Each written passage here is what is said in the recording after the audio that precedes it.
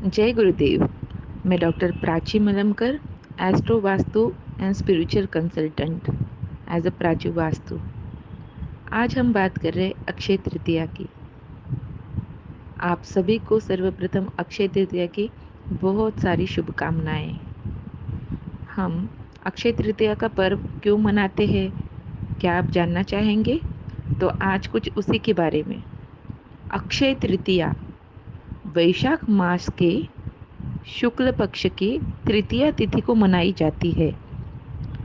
इसे अक्षय तृतीया कहते हैं। अक्षय, अगर हम यह देखें कि इसका मीनिंग क्या है, तो अक्षय, क्षय मतलब खत्म, अक्षय मतलब कभी भी खत्म न होने वाला। मतलब इस दिन हम जो भी कार्य, जो भी कर्म करेंगे, उसका जो पुण्य है वो हमें अक्षय मिलने वाला है, निरंतर मिलने वाला है। यह दिन हमें जप, तप, हवन और हमारे जो एंसेस्टर्स है, पितर है, हमारे जो पूर्वज है, उनके प्रति हमारा आदर व्यक्त करने का दिन है। भविष्य पुराण, मत्स्य पुराण, पद्म पुराण, विष्णु धर्मोत्तर पुराण और स्कंद पुराण में हमें यह उल्लेख मिलता है कि इस दिन किया हुआ प्रातः स्नान, जैसे गंगा या अच्छी जगह पर जाकर हम स्नान करते हैं, उसका भी बहुत महत्व है। जप, हवन, दान, इसका भी अनन्य साधारण महत्व है। कहा जाता है कि त्रेता युग का प्रारंभ इसी दिन से हुआ था। परशुराम जी, जो विष्णु के छठे अवतार जाने जाते हैं, उनका भी अवतरण इसी दिन हुआ था।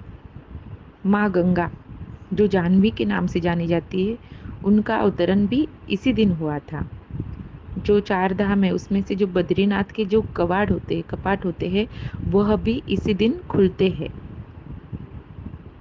इसी दिन नर नारायण का अवतरण, हयग्रीव का अवतरण भी इसी दिन हुआ था। जब पांडव वनवास में थे, तब कृष्णा ने उन्हें अक्षय पात्र दिया था, पांडवों को, द्रौपदी को, कि उन्हें अन्न की कभी भी वनवास के दौरान कमी ना पड़े। तो उस अक्षय पात्र का भी आज के ही दिन, अक्षय तृतीया के दिन, उन्हें दिया था। और आप जैसे जानते हैं कि कृष्ण और सुदामा की भेंट इसी दिन हुई थी, जब सुदामा ने छोटे से मुट्ठी भर के पोहा जो था कृष्णा को देने के लिए लाए थे, लेकिन उनका, कृष्णा का इतना वैभव देखकर वो दे नहीं पाए थे।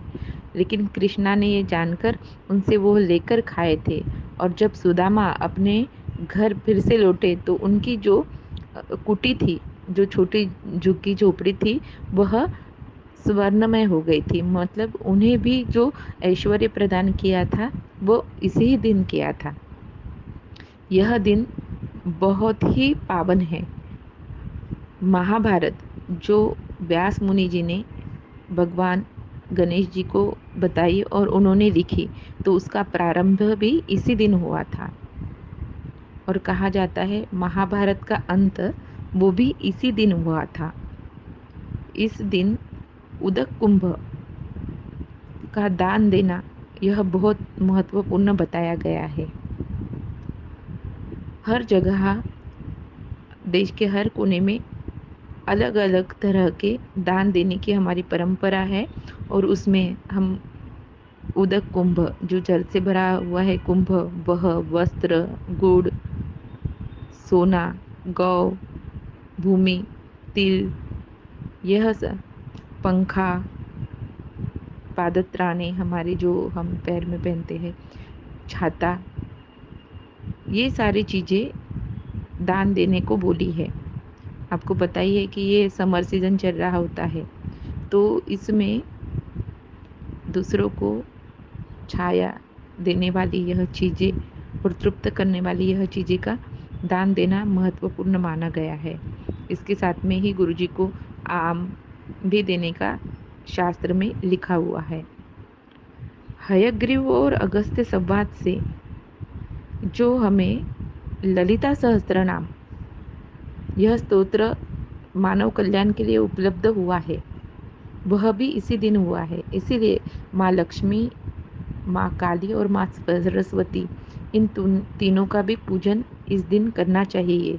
हमारे जीवन में आरोग्यम धन संपदा हम ऐसा बोलते हैं, तो उत्तम आरोग्य प्राप्ति के लिए भी इस दिन हमें सूर्य को अर्घ देना चाहिए और आरोग्य के लिए धन्वंतरि का स्मरण करना चाहिए। इसी दिन हम सोना चांदी इसका भी पूजन करते हैं। जैसे आरोग्यम धन संपदा है, वैसे ही हमारी जो संपदा है उसका भी पूजन करते हैं।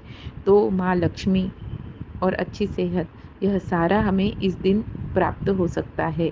और इस दिन किया हुआ मंत्र जाप कई गुना हमें फल देता है। इसलिए इस दिन हमें हमारे गुरु से मिला हुआ मंत्र, हमारी कुलदेवी का मंत्र, गणेश जी जो विघ्न दूर करते हैं, इनका ज़रूर ज़रूर जाप करना चाहिए। और भी कई सारी चीज़ें हैं जो अक्षय तृतीया से जुड़ी है। ज्योतिष्य में इस दिन के लिए मुहूर्त नहीं देखते हैं और कोई भी शुभ कार्य प्रारंभ करते हैं। इस दिन वृक्ष लगाना बहुत ही पुण्यकारक बताया गया है, तो इस दिन वृक्ष ज़रूर ज़रूर लगाना चाहिए। तो यही कामना करती हूँ कि यह अक्षय तृतीया आप सभी के जीवन में सुख, शांति, समृद्धि और अच्छा आयु आरोग्य लाए। जय गुरुदेव।